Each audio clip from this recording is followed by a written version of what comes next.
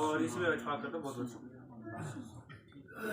जो पिछले साल की एक जरूरी बात, जो पिछले साल की हमारे पास इनकम होने की वजह से, चंदा ना होने की वजह से 1 लाख रुपए जो हमारे खास लोग थे, हमारे अजीज व क़ारिब थे, उसमें ये हमारे पास ये नोट भी किया हुआ है। 1 लाख रुपये मेरे पास चंदा आया था, जिसमें हमारा 2 लाख रुपया हमारा उस्तादों की तनख्वाह और हमारे पास लांगरी काम करते थे उन पे 2 लाख खर्चा हुआ है। जो 2 लाख कर्जा बना है हमारे पास, 1 लाख हमारी इनकम थी।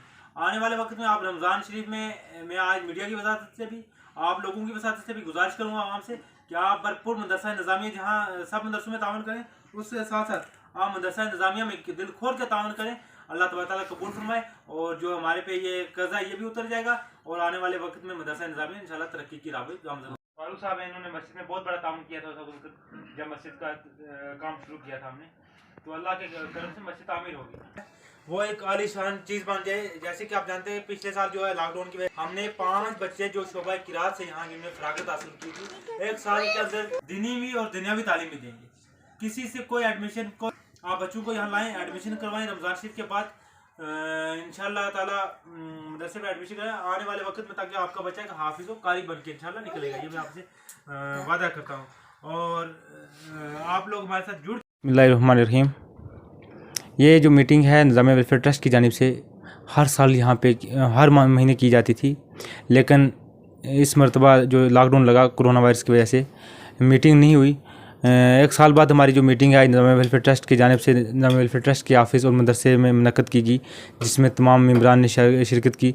इसमें ख़ास जो आज की आराज़ मकासिद ये थे कि मीटिंग में हमारे आने वाला रमज़ान शरीफ के तलक से बात की गई।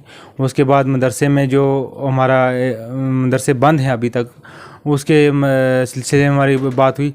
और यहाँ पे सबसे बड़ा जो काफ़ी मुश्किलात का हमें सामना करना पड़ता है, जैसे रोड का मसला है, पानी का भी मसला रहता है, एक बिजली का मसला रहता है, उस मसले पे बात की गई। उसके साथ साथ आने वाला रमज़ान शरीफ है, मेरी डी साहब से बात भी हुई थी।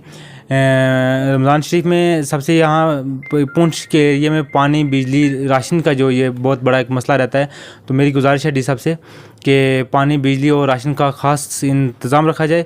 और आज की मीटिंग का भी हमारा ख़ास मकसद था कि जितने भी गरीब हमारे एक निज़ामिया वेलफेयर ट्रस्ट का भी ये मकसद रहता है कि जितने भी गरीब मस्कीन लोग हैं उनकी हम मदद करते हैं, और जितने गरीब बच्चे हैं उनको फ्री ऑफ एजुकेशन देते हैं, तालीम देते हैं।